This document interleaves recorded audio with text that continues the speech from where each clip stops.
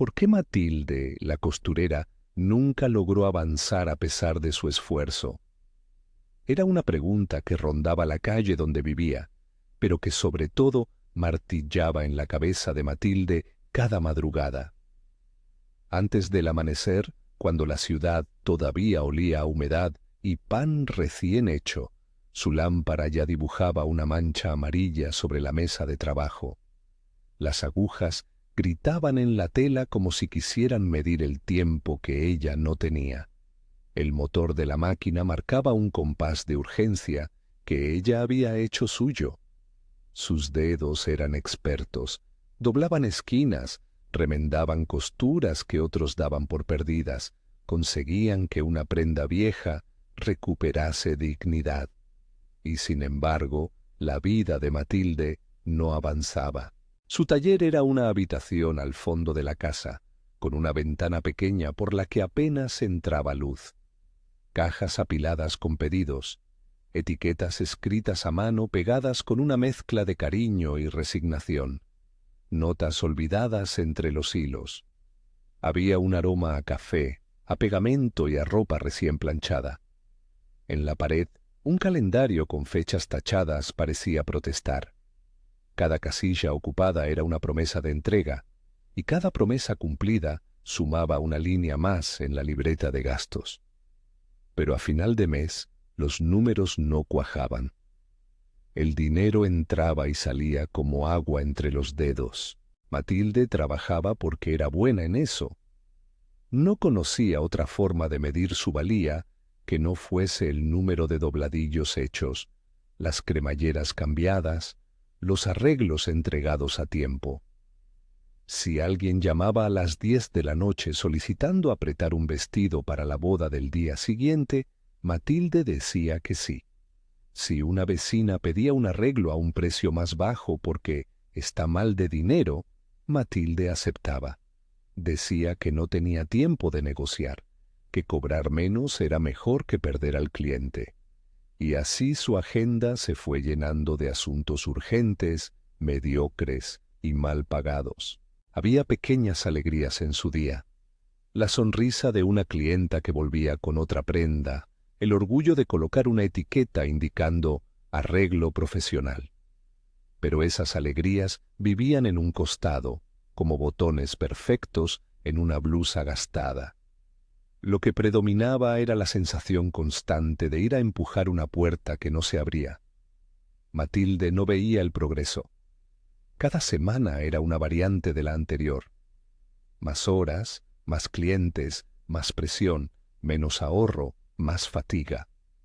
Por las noches hablaba con su pareja y con sus hijos sobre lo que había hecho. Contaba las piezas terminadas, las horas que había sacrificado. La familia la miraba con ternura y preocupación. A veces su nieta se quedaba despierta y le preguntaba por qué mamá siempre estaba cansada. Matilde no sabía bien qué responder.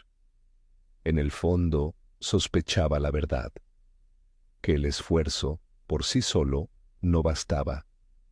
Había algo en la forma en que trabajaba que la mantenía atrapada. El vecindario también conocía a Tomasa. La mujer de la casa con la fachada recién pintada y una pequeña mesa con una libreta abierta en la que, a la vista de cualquiera, aparecían precios y fechas ordenadas con letra clara.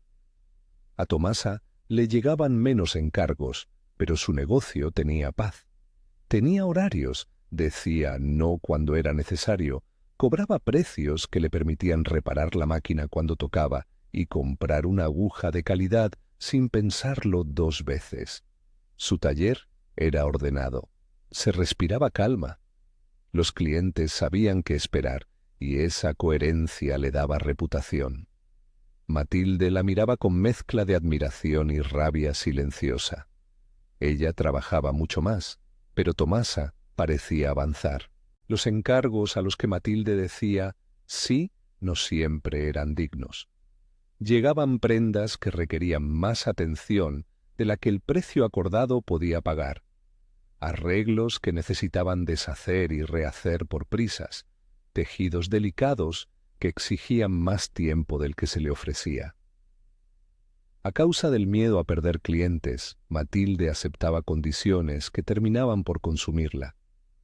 Cada vez que a última hora aparecía un error, una costura que saltaba o un dobladillo torcido, ella deshacía y volvía a coser, robándose horas al descanso y a la planificación. La prisa, que debía ser su aliada, se convertía en ladrona de calidad. En su libreta de cuentas, las cifras bailaban sin sentido. Gastos, facturas, compras de hilo. El taller, lejos de reparar la máquina que ya tenía meses con un ruido extraño. Cuando la máquina empezaba a tironear la tela, Matilde le daba aceite, apretaba tornillos, hacía pequeños apaños que aliviaban la tensión por unos días. No pedía ayuda porque pedir ayuda significaba admitir que no podía con todo, y admitirlo dolía. Prefería cargar con la culpa a solas, convencida de que si trabajaba lo suficiente, con el tiempo llegaría la recompensa. Los efectos se notaban en su cuerpo. Los dedos se le dormían de tanto coser, la espalda se le curvaba como si la tela hubiese puesto un peso invisible sobre sus hombros. Las noches de insomnio eran frecuentes. Había una mañana en la que, mientras doblaba una camisa, sus manos comenzaron a temblar. El hilo se enredó y tuvo que empezar de nuevo. Aquella noche amaneció gris, como si el hilo de su propia vida hubiese empezado a deshilacharse. Sin embargo, lo más doloroso no eran los músculos ni el cansancio. Era la sensación de estancamiento, de no avanzar a pesar de haberse vaciado por completo. El taller de Matilde era también un pequeño confesionario. Las clientas venían con historias. Una boda, una entrevista de trabajo, el vestido que se debía llevar para un funeral. Cada prenda era una emoción que Matilde recogía y metía en las costuras. Eso le daba sentido. Pero el sentido no alimentaba la casa ni garantizaba tranquilidad. La presión por cumplir con precios bajos y plazos imposibles iba minando su entusiasmo. Con cada sí que pronunciaba por miedo, enterraba un trozo de su propio tiempo. Un día llegó en la mesa un sobre con avisos vencidos. El sello rojo de la empresa de suministros le dio otro empujón de ansiedad. Matilde lo sostenía y respiraba con dificultad. Podía ver claramente los saldos, las fechas fijadas. Aquella noche, en vez de acostarse, se sentó frente a la máquina y trabajó hasta que el amanecer rompió la ventana como un cuchillo de luz. Coser se había convertido en la respuesta a cualquier alarma. Coser más, trabajar más, pensar menos. La máquina zumbaba como siempre, pero su sonido había cambiado.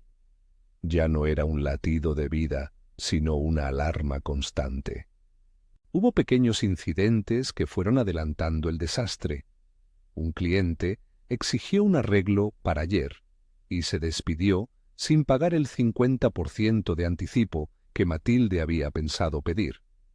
Ella aceptó el riesgo porque no quería perderlo. Un encargo para una tela delicada terminó con grietas y más trabajo porque la prisa había sido mala consejera. La calidad, en lugar de ser el sello de su oficio, empezó a quedar a merced de los plazos. El boca a boca se fragmentó. Alguna clienta sonrió, otra volvió con una queja, y la reputación se fue oscilando como una pieza colgante que nunca termina de estabilizarse.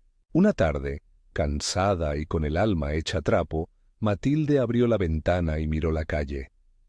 Vio a Tomasa pasar con su libreta bajo el brazo, saludando a una vecina que la llamaba por su nombre. Matilde sintió una mezcla de celos y anhelo. Pensó, ¿qué tendrá ella que yo no tenga? ¿Cómo puede avanzar con lo que a mí me falta? No era solo cuestión de tener más clientes o menos, era algo más profundo. La forma en que su trabajo estaba organizado, o más bien, la falta de organización. Era el no haberse dado permiso para decir que no, para marcar límites.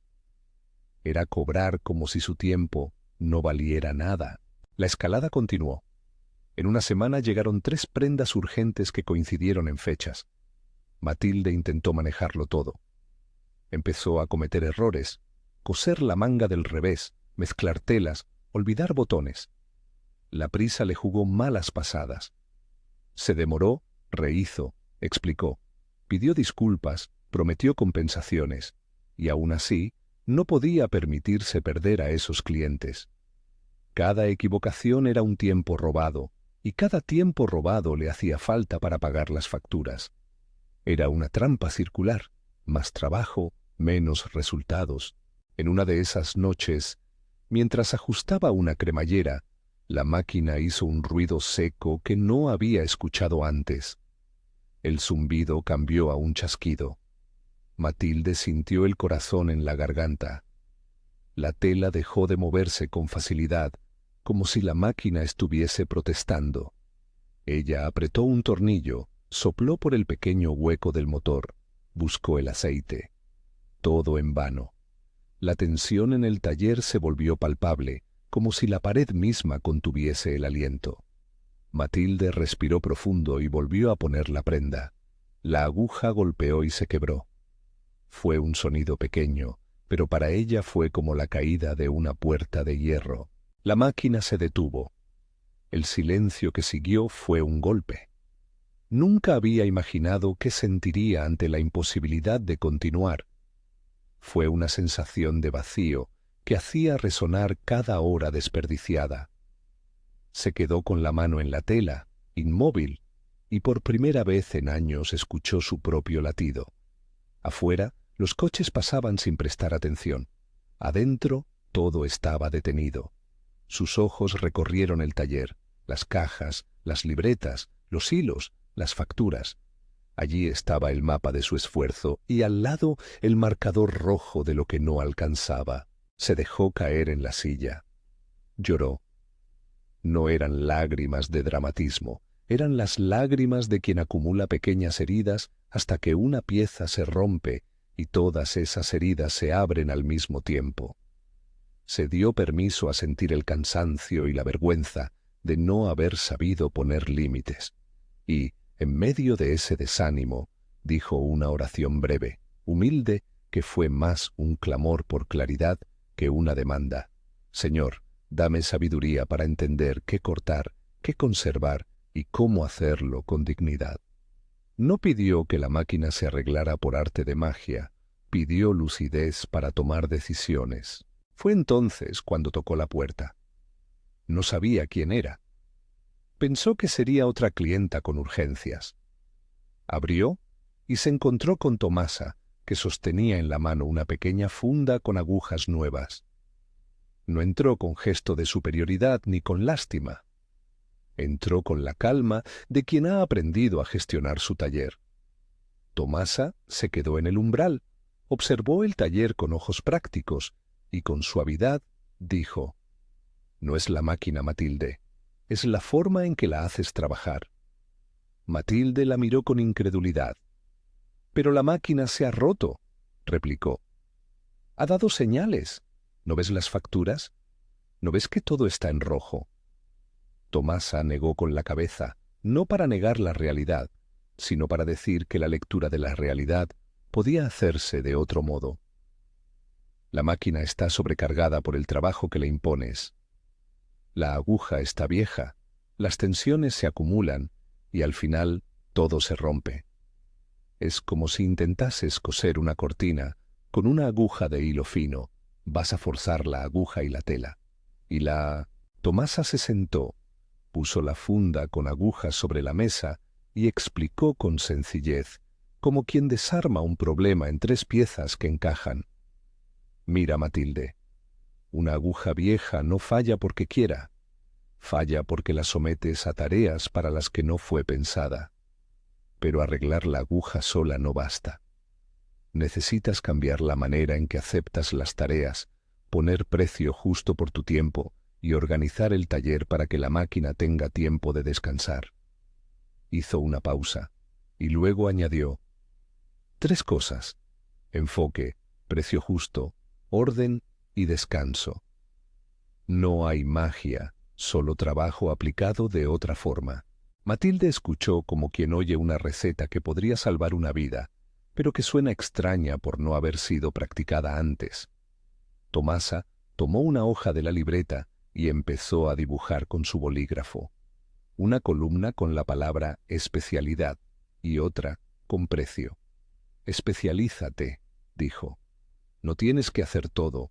Si te vuelves experta en arreglos delicados, la gente que necesita eso vendrá a ti y estarás cobrando por algo que dominas y haces bien. Luego, en la columna de precios, escribió ejemplos: hora, X euros, materiales y euros, anticipo, 30%. Habló con claridad de la dignidad del tiempo, de no regalar horas porque el mercado no valora lo que no reconoces tú primero. Después explicó el tercer pilar y su voz se hizo suave. Orden y descanso. Haz una libreta con fechas, pon días para recibir y días para entregar. Etiqueta las prendas para que no se pierdan en la pila. Y por favor, descansa. Un día de descanso no es pereza, es sostenibilidad. Mató el mito de la sobrecarga. No era virtud estar agotada, era señal de que el sistema estaba fallando. Tomasa habló de anticipos para asegurar compromisos, de filtros para seleccionar a los clientes que respetan el oficio, de dejar ir trabajos que no compensan el tiempo ni la calidad. La metáfora de la aguja se quedó colgada en el aire. La aguja vieja contra la aguja nueva. La carga que una máquina puede soportar según cómo se la trate. No se trata de trabajar menos por trabajar menos, dijo Tomasa. Se trata de elegir mejor para que cada hora que dediques cuente. Matilde sintió que algunas piezas empezaban a encajar en su cabeza. Otras, en cambio, dolían porque implicaban decir no a quien llevaba años pidiendo favores. Pero Tomasa no vino solo con palabras. Trajo ejemplos prácticos. Sacó de su bolso una libreta similar a la que Matilde había visto desde fuera. Fechas ordenadas, etiquetas de color para cada tipo de trabajo, una tarifación clara en la primera página. Así, explicó señalando, tú sabes cuántas horas supone cada tipo de pedido. Si una clienta pide un arreglo que te lleva 4 horas, no puedes cobrar el precio de uno de hora. Pide anticipo. Eso te da seguridad y evita que trabajes para quien no valorará tu tiempo. Sugirió cifras de ejemplo, pero Matilde pudo ver que aquello podía adaptarse a su realidad. A medida que Tomasa hablaba, Matilde recordaba los pequeños actos que había ido haciendo por costumbre: aceptar devoluciones tarde, sin penalización, corregir cosidos sin cobrar extra, entrar en urgencias sin preguntar por el precio. Todo aquello había creado una expectativa. Sus clientes la veían como indispensable y barata. Cuando intenta cambiar eso, la resistencia vendrá, también el miedo a perderlos. Tomasa no negó el miedo, lo miró y dijo: el miedo es normal, pero si quieres paz y progreso, tienes que entrenarlo, no esconderte detrás de él. En ese momento, la conversación tomó tono práctico. Tomasa propuso empezar con pasos concretos: una libreta con fechas y prioridades, una lista de servicios que Matilde ofrecería, una hoja con precios visibles y una norma de anticipo del 30% para trabajos grandes. Si tienes un arreglo que vale 40 euros y te lleva 3 horas, tiene que estar claro cuánto se paga por la hora y cuánto por materiales. Si alguien se niega, no pasa nada, no es tu cliente ideal. El cliente que busca precio bajo y te exprime no es el que te permitirá avanzar.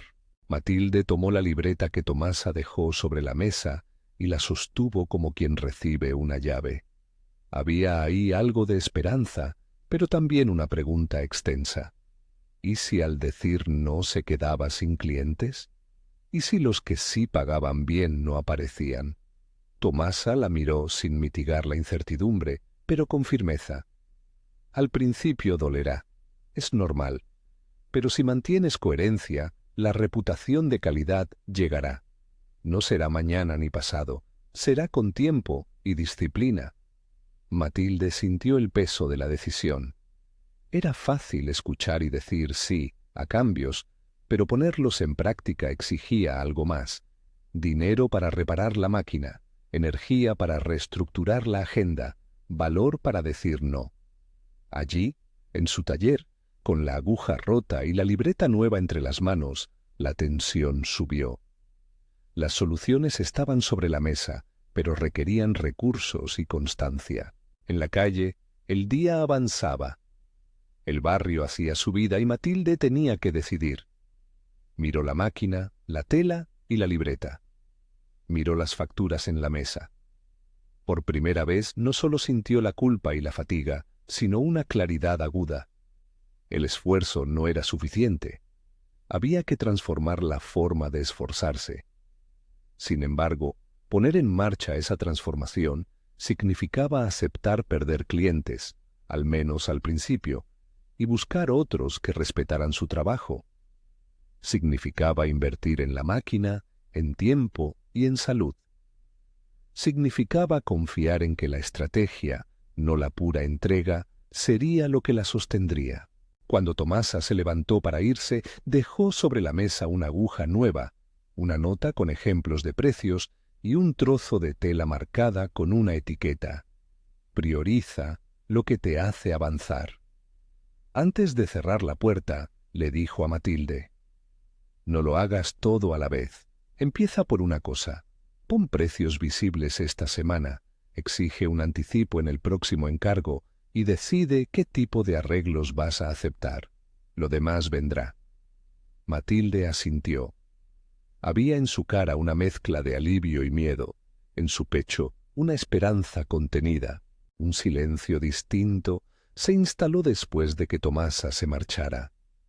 No era aquel silencio de la máquina detenida, sino un silencio lleno de posibilidades. Matilde dejó la libreta abierta y pasó la yema del dedo por las cifras escritas a mano. Sabía que las decisiones que tenía delante implicaban costos y resistencia. No había promesas de milagro, solo pasos que tenían sentido. Sin embargo, al mirar la casa, la pila de facturas y la máquina fría, la claridad se enredó con la necesidad inmediata. Reparar la máquina costaría dinero, y el dinero no estaba. La urgencia financiera volvió a apretar. Había llegado un momento de tensión real. Cambiar la manera de trabajar implicaba invertir. La máquina rota exigía una reparación urgente o la compra de una pieza que ella no podía pagar de golpe. Matilde pensó en pedir un préstamo, en vender algo de casa, en trabajar aún más para ganar lo suficiente.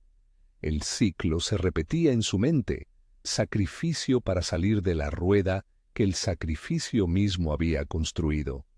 La pregunta del inicio, ¿por qué, a pesar de tanto esfuerzo, no avanzaba? Brillaba ahora con más nitidez, porque el esfuerzo estaba mal orientado, porque la estructura que sostenía su trabajo era frágil y porque no había aprendido a proteger su tiempo y su valor. En silencio, tomó la libreta y escribió una línea. Paso 1. Pedir presupuesto para la reparación. La pluma tembló un poco en su mano y luego trazó una cifra aproximada. La decisión requería acción inmediata. Llamó a su hijo para pedirle ayuda para esta semana, no como un favor que la avergonzara, sino como una medida temporal para crear el espacio necesario a la reorganización. La voz de su hijo fue comprensiva. No todo el miedo de Matilde necesitaba ser soportado en soledad. Afuera, la tarde caía. Matilde se permitió una pequeña pausa, se puso la manta en los hombros y miró las agujas nuevas que Tomasa había dejado.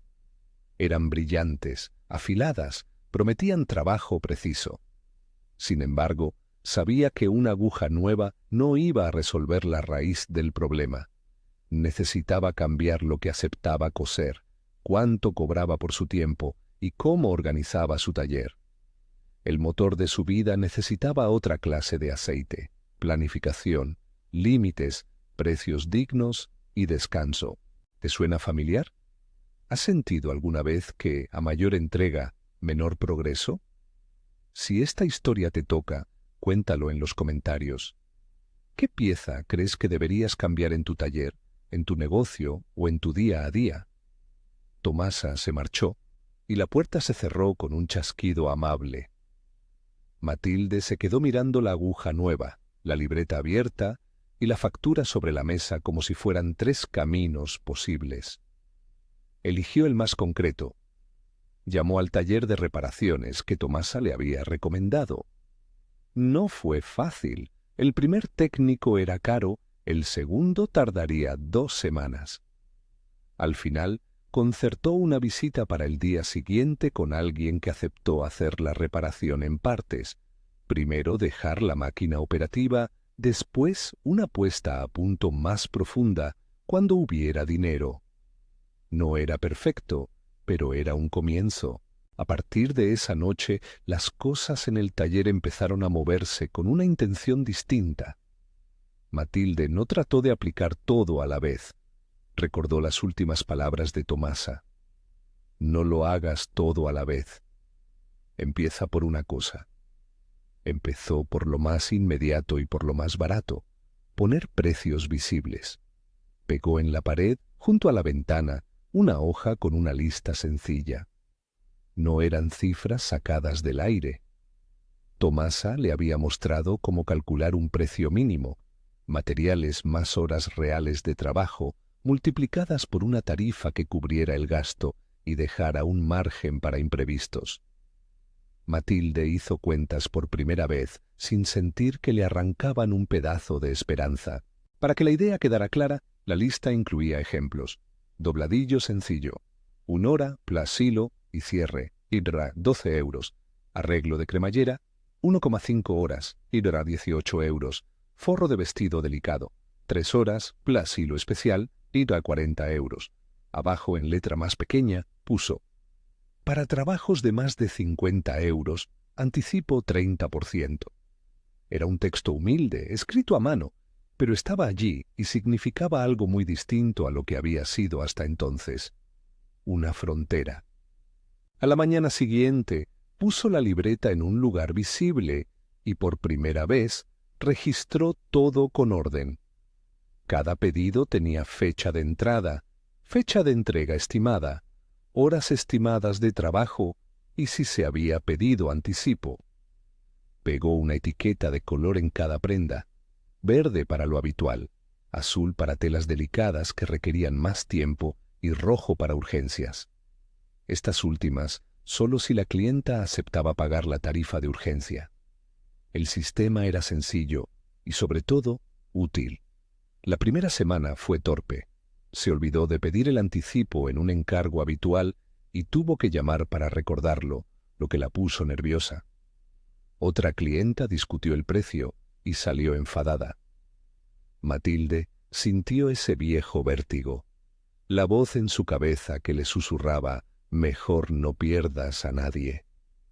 Pero cuando vio en la libreta que gracias al anticipo ya tenía dinero para comprar la pieza que la máquina necesitaba, la palabra no empezó a perder su peligro. El primer gran reto práctico apareció en forma de una vecina, doña Celia, que llegó con un vestido de fiesta y la misma petición de siempre. ¿Podrías hacerlo barato, como siempre?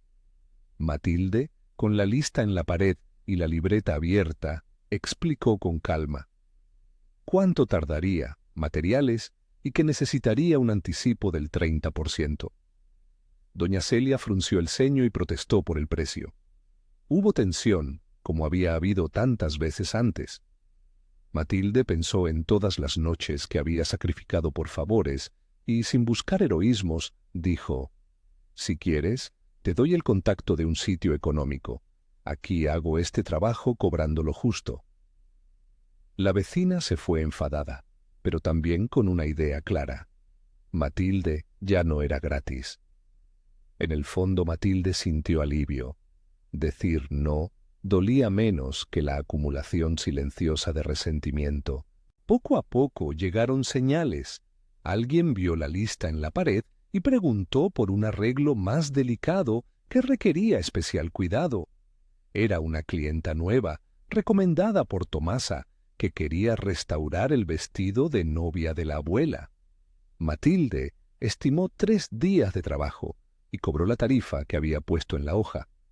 La clienta pagó el anticipo sin dudar. El trabajo salió bien. La tela quedó como nueva, la costura impecable. La clienta lloró de emoción. Esa recomendación fue la semilla que necesitaba. Alguien que pagó bien y quedó satisfecha habló de ello en el barrio. No fue una marea de clientes que barriese las deudas, pero empezó a perfilarse una clientela que valoraba su oficio. Mientras tanto, la reparación de la máquina avanzó paso a paso. Con el primer anticipo que pidió y con algo que pidió prestado a su hijo, no como una carga escondida, sino como apoyo temporal, Matilde pagó una parte de la reparación urgente. El técnico dejó la máquina funcionando.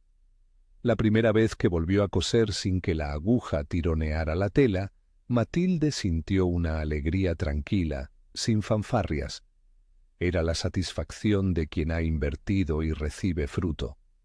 Compró también hilos de mejor calidad, una placa pequeña que hacía la costura más suave y una caja con agujas de repuesto. Nada de esto era espectacular, pero todo era coherente con la nueva lógica. Cuidar la herramienta, subir el nivel del trabajo, cobrar por ello. Había días en los que la resistencia volvía con fuerza. A la segunda semana, una clienta que siempre pedía descuentos entró y preguntó por un arreglo urgente. Matilde miró su lista de ocupación y vio que aceptar implicaría renunciar a más de 1 hora de trabajo planificado y que además la prisa conllevaría mayor riesgo de error. Recordó la etiqueta roja y la tarifa de urgencia y decidió aplicar la norma. La clienta se marchó airada. Matilde cerró la puerta y después de una respiración profunda dejó una nota en la libreta. Recuerda, no por miedo a perder se regala el tiempo. No dijo nada a nadie, pero se prometió mantener esa norma. Al cabo de varias semanas, el número de quejas bajó y la calidad subió. Menos reparaciones a desgana, menos rehacer trabajos por prisas. En el plan de Tomasa también había una habitación emocional, el descanso. Al principio a Matilde le pareció una palabra afortunada y también peligrosa. ¿Descansar cuando había facturas? ¿Cuándo alguien pedía una entrega con urgencia? Tomasa le había propuesto algo concreto. Un día fijo sin cosechar encargos, una tarde a la semana para ordenar la libreta, comprobar las tallas y preparar materiales. Verás, le había dicho, que cuando tu cuerpo descansa, la máquina también trabaja mejor. Matilde, recelosa, acordó experimentar con un domingo por la tarde como pausa. Aquella tarde se sentó con una taza de té y abrió la novela que tenía en la mesa desde hacía meses. No hizo cuentas, ni cosió, ni gritó por llamadas. Dormir más la noche siguiente le permitió rechazar nervios con más calma. Encontró que los errores disminuían y que la paciencia regía con más frecuencia. El descanso no hizo desaparecer las facturas, pero alivió la sensación de estar a la intemperie. Matilde también incorporó un pequeño ritual de revisión semanal.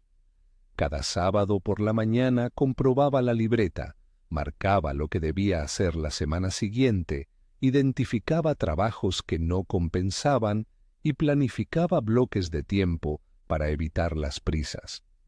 Aprendió a dividir su trabajo en bloques, de 9 septeto a 12 sonora para arreglos habituales, de 15 sarleto a 18 febreto para trabajos delicados que exigían concentración y una franja para fotos y comunicaciones. El orden resultó menos rígido de lo que temía. le dio margen para respirar. Además, empezó a anotar cuántas horas realmente tardaba en cada tarea y con esos datos ajustó sus precios. No era una ciencia, era una práctica. Los primeros 2 meses fueron una mezcla de alivio y pruebas. Matilde perdió algunos clientes que preferían pagar menos, pero ganó otros que valoraban la calidad y la puntualidad. Económicamente no hubo milagros, pero sí una dirección clara. Los ingresos empezaban a cubrir partes de la máquina, y las noches sin dormir eran menos frecuentes.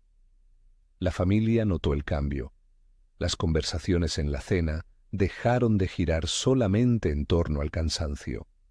Su pareja la escuchaba con más tranquilidad cuando hablaba de cómo había organizado la próxima semana. Su hijo la ayudaba con alguna entrega cuando había prisa, no porque la salud de su madre estuviera siempre en juego, sino porque creía en lo que ella estaba construyendo. Hubo también resistencias internas. En una ocasión, recibió la visita de una clienta habitual que reclamó un arreglo sin anticipo. Matilde vaciló. La clienta le contó un problema personal y su voz le atravesó la costumbre de la compasión incondicional. Matilde sintió la tentación de ceder por lástima. Recordó, sin dramatismos, la promesa de no regalar su trabajo por miedo y explicó la política. Anticipo, plazo. La clienta lloró un poco, pero después dijo: «Vale, te dejo lo del anticipo». Matilde salió de ese encuentro con la certeza de que la compasión no exige el sacrificio de la dignidad propia.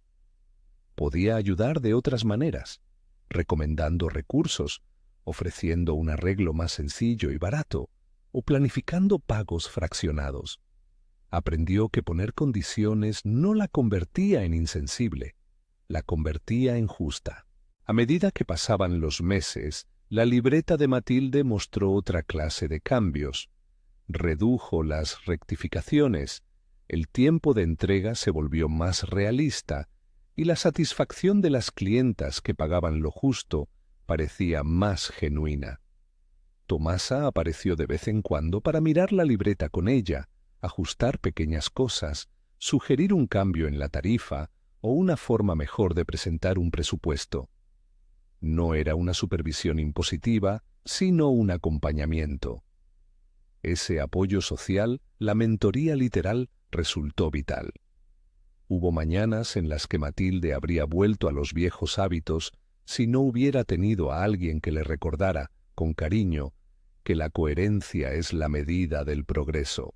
La máquina, con el tiempo, dejó de hacer aquel ruido de alarma. La aguja nueva se convirtió en una metáfora viva. Una herramienta cuidada trabaja mejor y más tiempo. Matilde se permitió comprar de vez en cuando pequeñas mejoras. Una plancha que facilitaba el acabado, una lámpara que no forzaba la vista. Esas inversiones no eran lujos, eran mecanismos para sostener una jornada de trabajo más digna. Aprendió a ver el taller como una pequeña empresa, no solo talento manual, sino procesos, insumos y decisiones.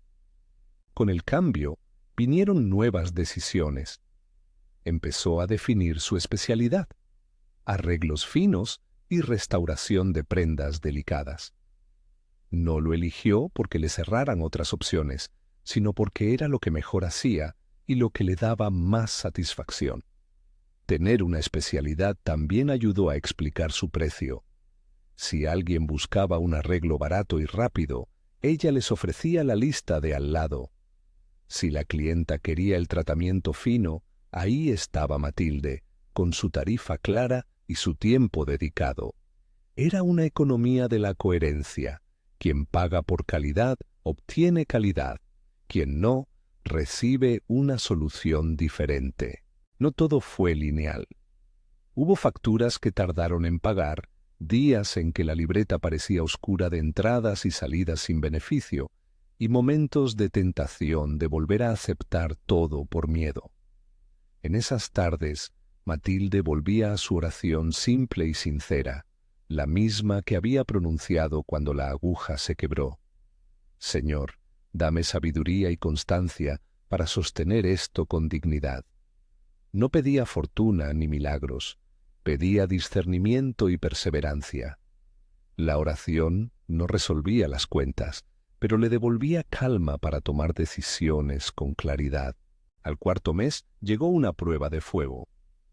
Un cliente grande, de los que traían volumen pero buscaban precio bajo, visitó el taller con una propuesta. Te doy 20 piezas cada semana, pero al precio de siempre. Aquella oferta rescataba el mismo patrón que había hundido a Matilde. Mucho volumen, poco margen, agotamiento seguro. Esta vez, Matilde se sintió fortalecida por los meses de práctica. Hizo números en la libreta, calculó materiales y horas y respondió con honestidad. Puedo hacer las 20 piezas, pero a X euros por unidad y con anticipo semanal del 30%. Hubo silencio y luego una contraoferta inferior. Matilde aceptó perder la posibilidad de trabajar en esa cifra. El cliente buscó otro taller. Suena a derrota, y en la superficie lo fue, pero en los meses siguientes esa decisión dejó de pesar. Evitó saturarse y pudo dedicar horas a encargos mejor pagados. Elegir clientes no es fácil, pero con el tiempo resultó ser la diferencia entre sobrevivir y construir. La reputación de Matilde, paso a paso, se fue ajustando. Alguien comentó en el mercado que allí había una costurera que restauraba telas con suma delicadeza. Otra clienta llegó recomendada por una tienda de ropa vintage. Los ingresos no subieron de forma espectacular, pero sí se estabilizaron. Más importante aún, Matilde notó algo que no se mide únicamente en euros. Volvió a sentir orgullo por su trabajo. Ya no era la prisa la que hablaba por ella, sino la obra bien hecha. Cuando alguien la felicitaba por un dobladillo perfecto, ya no se preguntaba qué más tenía que hacer para ser suficiente. Su valía dejó de medirse por la fatiga. Como parte de su práctica, Matilde empezó a enseñar pequeñas cosas en voz alta a las clientas.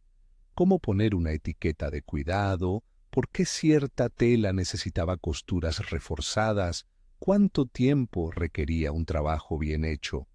Eso también ayudó a cambiar expectativas. Cuando la gente entiende el proceso, respeta el precio y el tiempo. No siempre.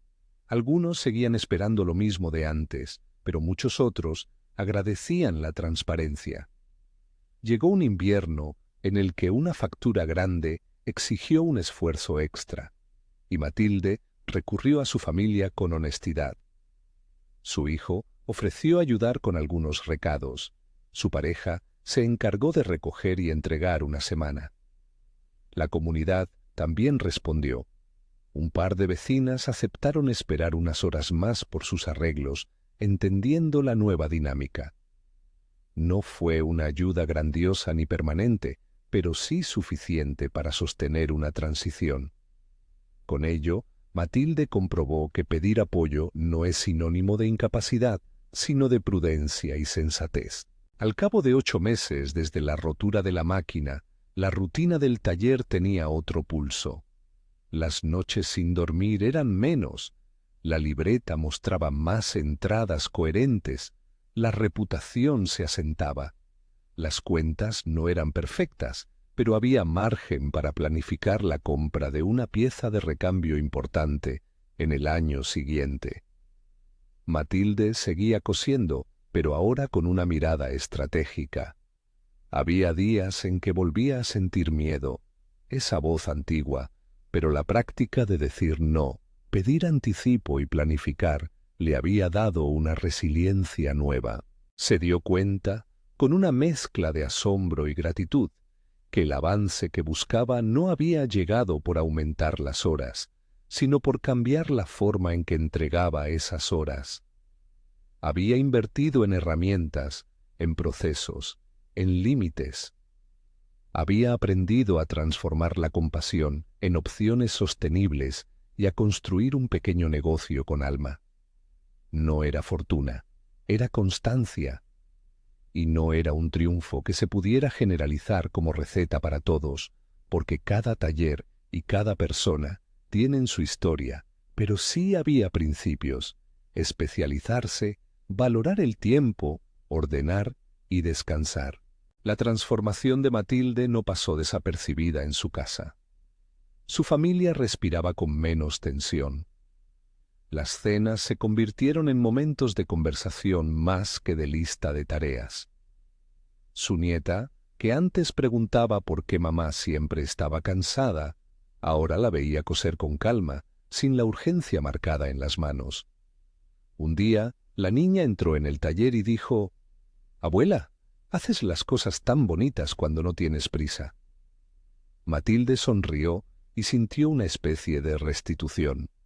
El oficio, que había sido su cárcel de fatiga, volvía a ser fuente de belleza. En una tarde clara, sentada junto a la ventana, Matilde repasó la libreta. Las páginas contaban una historia: errores, pérdidas, pruebas y también una nueva coherencia. Entendió la respuesta a la pregunta que la había perseguido desde el inicio. ¿Por qué, a pesar de tanto esfuerzo, no avanzaba? Y la pudo decir con voz tranquila: porque el esfuerzo, sin estrategia ni límites ni cuidado de la herramienta, se disipa. Porque el trabajo mal orientado consume, el trabajo planificado construye.